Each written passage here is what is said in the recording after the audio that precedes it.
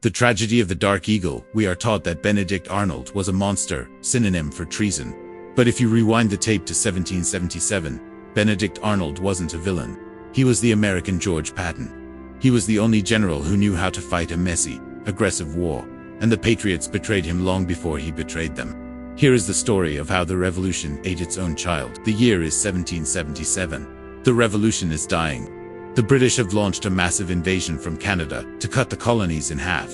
The American army in the north is demoralized, starving, and retreating. Enter Benedict Arnold. He is fiery, obsessed with honor, and utterly fearless. At the Battle of Saratoga, the turning point of the entire war, the American commander, Horatio Gates, is a cautious political general who stays in his tent. Arnold, furious at Gates' passivity, defies direct orders. He jumps on his horse, rides to the front lines, and leads a suicidal charge into the teeth of British fortifications. Arnold is a whirlwind. He breaks the British line. The Americans win. It is the victory that convinces France to join the war. But in the final moments, a bullet shatters Arnold's leg. He falls, pinned under his dead horse. As he lies in the mud, in agony, he has no idea that his life is effectively over. While Arnold recovers, his leg effectively ruined, leaving him with a permanent limp. General Gates writes the official report to Congress. He leaves Benedict Arnold's name out entirely. Gates takes 100% of the credit for the victory. Arnold won with his blood. This wasn't an accident. It was politics. The Continental Congress was a mess of factions. They feared a standing army and distrusted powerful generals. Instead of promoting Arnold, they promoted 5 junior officers over him. Arnold was humiliated. He had spent his personal fortune equipping his troops. He was crippled. And now, the politicians in Philadelphia were treating him like a nuisance. George Washington loved Arnold and tried to soothe him. But Washington couldn't control Congress. Washington appoints the crippled Arnold as the military governor of Philadelphia. This is where the ideological break happens.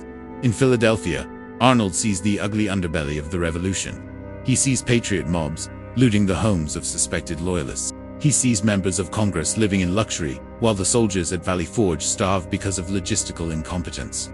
He sees the currency collapsing. Arnold, a man of order and hierarchy, looks at this chaos and thinks, this is not liberty. This is mob rule. The British Empire offered stability. We traded it for anarchy run by incompetent bureaucrats. He meets and marries Peggy Shippen, a beautiful young woman from a wealthy loyalist family. She whispers what he is already thinking. The war is a mistake. The Americans can't govern themselves. You can end the suffering. Arnold doesn't just want to switch sides. He wants to end the war. He formulates a plan. He asks Washington for command of West Point, the crucial fortress on the Hudson River. If the British capture West Point, they controlled the river and split the colonies. The rebellion would collapse, forcing a peace treaty.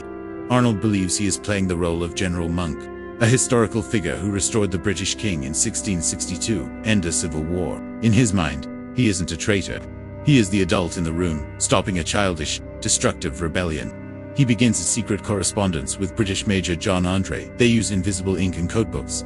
Arnold demands £20,000, millions today, and a general's commission. The plot fails on a fluke. Major Andre is caught by 3 American militiamen while carrying the blueprints of West Point in his boot. News reaches Arnold while he is having breakfast with George Washington's staff. He realizes the game is up. He doesn't finish his coffee.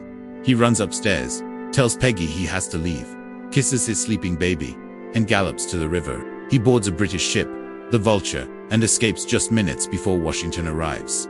Washington is devastated. When he finds out, he reportedly stares into space and asks his aides, whom can we trust now? The controversial takeaway: Benedict Arnold spent the rest of the war hunting his former friends. He burned New London, Connecticut, to the ground. He became the devil in the American imagination. But here is the uncomfortable truth. Arnold's assessment of Congress was correct.